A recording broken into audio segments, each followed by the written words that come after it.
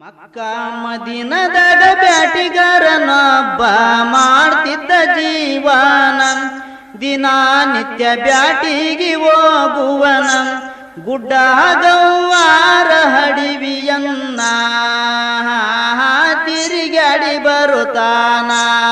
ಗುಡ್ಡ ಗವ್ವಾರ ಹಡಿವಿಯನ್ನ ತಿರುಗಾಡಿ ಬರುತ್ತಾನ. ಗುಡ್ಡ ಗವ್ವಾರ ಹಡವಿಯನ್ನ ತಿರುಗಾಡಿ ಬರುತ್ತಾನ.